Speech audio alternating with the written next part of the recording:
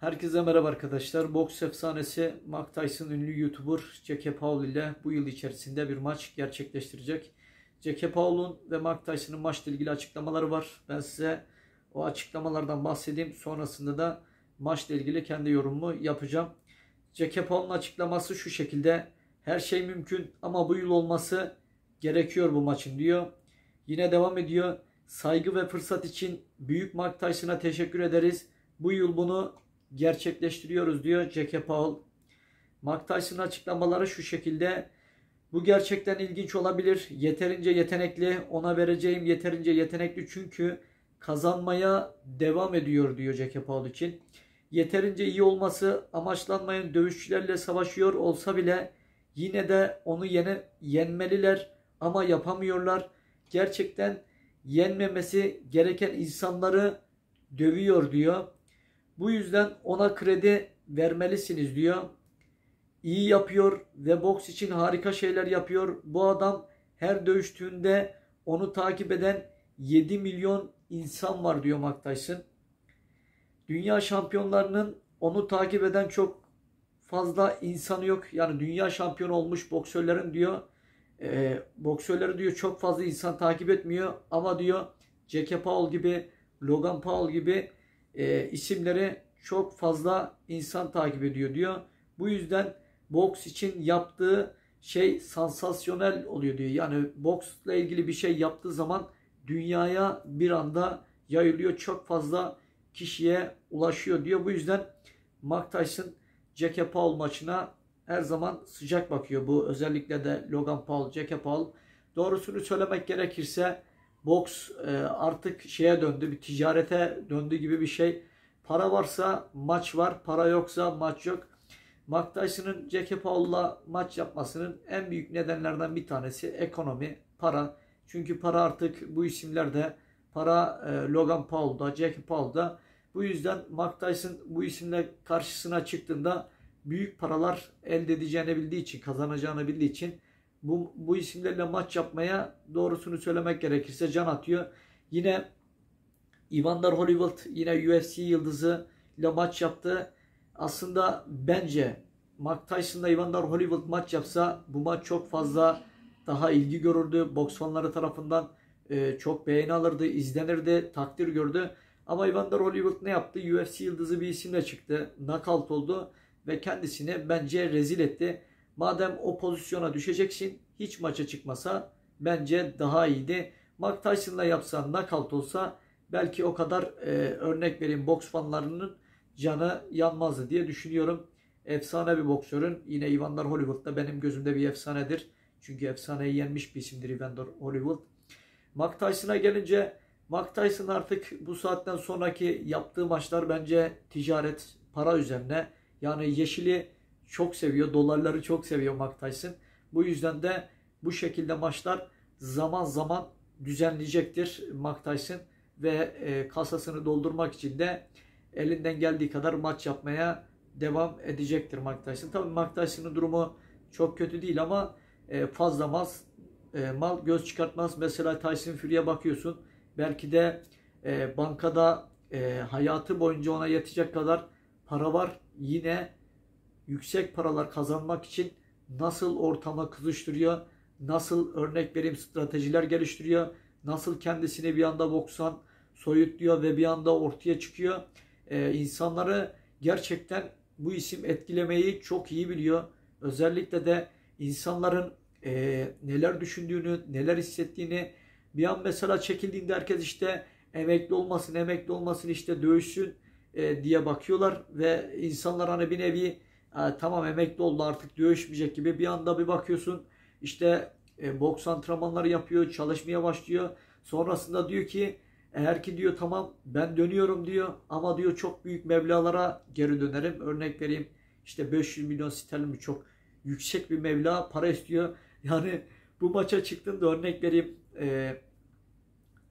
nasıl söyleyeyim, Tyson Fury Anthony Joshua ile de çıksa, Alexander Usyk'le de bu maçı gerçekleştirse, yense yenilse ne fark eder yani, yense de kazansa da yani çok yüksek meblağ para alacak yani. Boksördür bu, zaten yenilebilir. Yani boksör yenilmeyen efsane boksör kolay kolay yok. Çoğu yenilgiyi tatmıştır. Bir Floyd Mayweather var. Yine bu şekilde boksörler vardır. Tabii ismini bilmediğimiz. Ama genel olarak her boksör yenilgiyi tatmıştır. Yani Tyson Fury o maça çıktığında yenilse bence o parayı aldıktan sonra der ki en fazla ben çıktım, yenildim ama cebim dolu. Yani üzüleceği bir durum yok şahsen. Ama bu isimde şu bir gerçek. Geri dönüyor Tyson Fury. Sağlam dönüyor. Ve sağlam döndüğü için de sağlam paralar alacaktır. Bu sefer de özellikle de Anthony Joshua ve Alexander Usyk için döndüğünü ben şahsen gördüm. Kendinden emin bir şekilde döndü.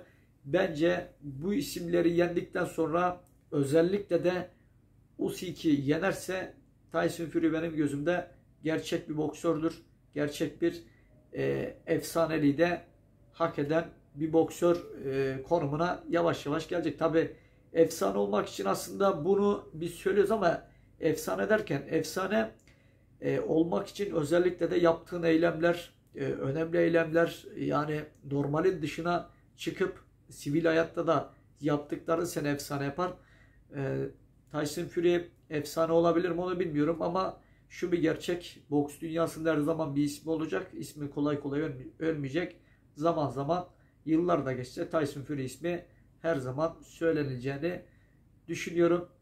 Hep birlikte izleyeceğiz. Bazı boksörlerin maçları var. Özellikle de Mike Tyson ringe çıkınca Jackie Paul gaza rıza bu adamı da Tyron Woodley gibi ters bir yumruk vurup eğer ki bir kroki durumuna düşürürse veya ters bir yumruk vurup knockout etme durumuna getirse doğal olarak yaşı var. Eski Mike Tyson değil. Doğruya doğru yani. Bu ismin yaşı var. Hani deriz ki tamam Mike Tyson sağlam, dayanıklı ama bazen de yaş geldiği zaman biliyorsun normal bir yumruk dalsa yaşı gelen bir insana, yaşlı bir insana vurduğun zaman yıkılabilir. Bu yüzden yani inşallah böyle bir şey olmaz. Mike Tyson Jackie Paul'u knockout eder mi derseniz böyle bir şey olmaz. Çünkü onların o sözleşme maddesinde çok güzel örnek vereyim maddeler var. O maddeleri imza attığınız zaman kolay kolay sert yumruk vurmuyorsunuz. Karşısında duruyorsunuz, savunma yapıyorsunuz. Onun canı yanmayacak ufak tefek yumruklar vuruyorsunuz. Bu şekilde maçı geçiştiriyorsunuz. Bu şekilde maçlar böyle oluyor. Yani Floyd'un yaptığı maç mesela Logan Paul'la yaptığı maçta da öyle oldu.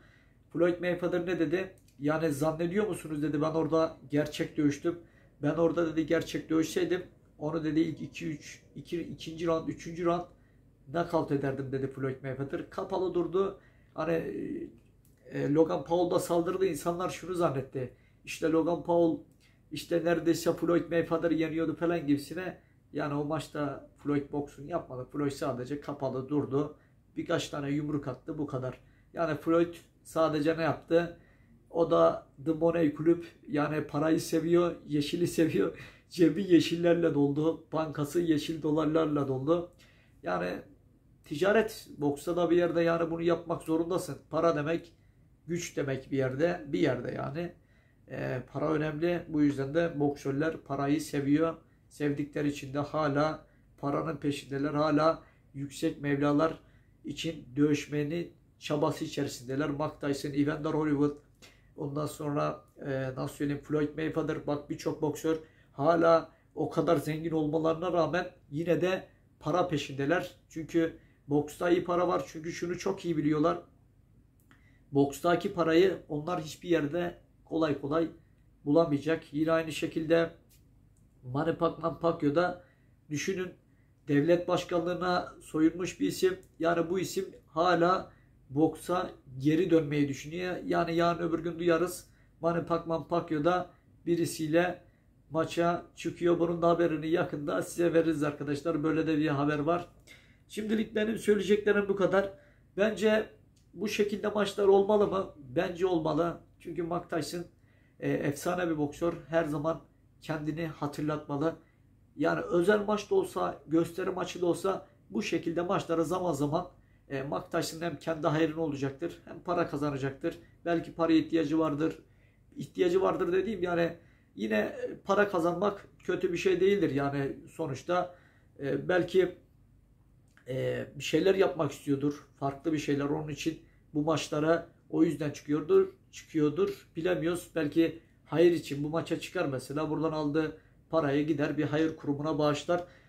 Bu şekilde çıktığı bir maçta bunu yapmıştı. Yine bu tarz maçlara Mike Tyson çıkacaktır. Yine diğer boksörlere de.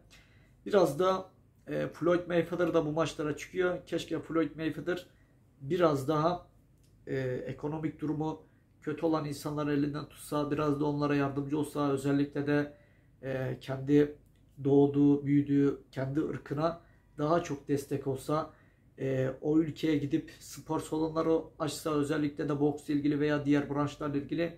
Yani bu güç, bu kudret şu anda Floyd Mayweather'da var, o para var. Bence Floyd Mayweather hala bekliyor, boşuna bekliyor. Yani orada nasıl söyleyeyim, kolejde yapacağına spor salonları yapsa ona bence çok daha fazla yakışır boks üzerine. Özellikle de dünya genelinde salonlar açsa, yine Afrika ülkelerinde salonlar açsa, oradaki boksörlerin de dünya boksuna katılımını sağlasa çok çok daha iyi işler yapmış olacak. Onu özellikle de boks fanları daha çok takdir eder. Ama Floyd Mayweather bunu seçmiyor. Floyd Mayweather işin biraz daha tabii ki eğlenecek. Daha doğrusunu söylemek gerekirse benim de param olsa ben de eğlenirim, ben de keyif çatarım. Bunu yapacak ama bunun yanı sıra bence bu gibi şeyleri de yapması lazım. Yardımları da yapması lazım. O da zaten geçmişi var. Geçmişini biliyor, nereden geldiğini biliyor. Beş parasızken şu anda Amerika'nın sayılı zenginlerinden diyebiliriz Floyd Mayweather'ı. Floyd Mayweather'la ilgili benim söyleyeceklerim ve özellikle de Mike Tyson'la ilgili benim söyleyeceklerim bu kadar. Yani boks şu anda dünya genelinde çok fazla ilgi duyulan, çok fazla gündem olan spor haline geldi ve bundan sonra da artarak devam edecektir. Ve biz de her zaman boksörlerle ilgili konuşmalarımızı yapacağız. Boksörle ilgili önemli bilgileri size aktarmaya devam edeceğiz. Aslında söylemek istediğim birkaç şey daha var. Aklımdan gitti. Özellikle de Floyd Mayweather ile ilgili söyleyeceğim bir şeyler vardı. Ama o ara bir dikkat dağılgınlığı oldu. Aklımdan gitti. Onu da bir başka videoda tekrardan sizlere anlatırım. Boksla ilgili aslında dediğim gibi söylemek istediğim birçok şey var. Aslında yapması gerekenler şimdi aklıma geldiği gibi. Mesela bazen zaman zaman şunu söylüyordum, mesela Floyd Mayweather'ın özellikle de kendi ırkıyla ilgili hiç diyordum tepki göstermiyor. Örnek vereyim, hiç bu konulara girmiyor. Keşke biraz da hani bazen onlara karşı yapılan haksızlıklardan bahsetse derken Logan Paul'la çıktı. Özellikle de o ilk basın konferansında bunu dile getirdi. Gerçekten şunu dedim. Aslında Floyd Mayweather çok doluymuş. İçi çok dolu ve kendini tutarmış. Ve aslında Floyd Mayweather'ın da şunu gördük. Bir şeyler yapmak istiyor. Bir şeyler yapmak istiyor. İçinde aslında ona yıllardır yapılan bazı haksızlıklar var. Ama bunun için her zaman doğru zamanı ve özellikle de açıklama yaparken de öyle net, korkusuz açıklamalar yapıyor ki gerçekten onun yaptığı açıklama insanların içine dokunuyor. Bence Floyd Mayweather da kötü birisi değil. O da iyi birisi. Boksun içinden gelen, özellikle de boksta bir yerlere gelmiş insanların ben kötü olduğunu düşünmüyorum. O da zaman zaman, ona da bakın, komik anları var. Böyle nasıl söyleyeyim, işte yolda birini görüyor, işte bu kağıt oyununu oynuyor. Adamı yeniyor. Adamın elinden paralarını alıyor. Orada bile kazanıyor. Keşke orada kaybetse, adam para kazansa, ama orada bile buna fırsat vermiyor adam. Yani para orada bile kazanmaya devam ediyor. Floyd artık alışmış. Gülüyor. Yani orada da gülümsemesi bence çok samimi. Tabii Floyd'un neler yaşadığını geçmişte kimse bilemez. Neden Floyd böyle, neden böyle agresif, işte bu şekilde duruyor. Yani kimse kimsenin ne yaşadığını, nasıl bir hayatın içerisinden geldiğini bilmiyor. Siz de onun neler yaşadığını bilmiyorsunuz. Bu yüzden Floyd Mayweather'daki o para belki sizde olsa, ben de olsa, belki biz de öyle oluruz. Belki daha mütevazi oluruz, daha sakin oluruz. Ama para genel olarak biliyorsunuz arkadaşlar. Yani insanları değiştirdiğini görüyoruz. Çok fazla ona da yüklenmeye gerek yok. Tabi onun yaptığı bazen rakiplerine karşı bazı örnek vereyim saygısızlıkları var. İşte hakem işte rakibi ona doğru giderken işte yumruk atıyor. Rakibi hiç beklemiyor ondan o an yumruk atacağını. Yumruk atıyor. Birkaç tane bu şekilde yaptığı şeyler var. O yüzden ona saygı duyulmuyor. Bence o yüzden insanlar onu sevmiyor. Bunun gibi. Yoksa Floyd'un da çok fazla öyle yaptığı bir şey yok benim görüşümce. Şimdilik benim söyleyeceklerim bu kadar. Bir sonraki videoda tekrar görüşürüz. Yani içimdekileri söylemek istediğimde söyledim. Çok şükür. Hoşça kalın. Kendinize çok iyi bakın.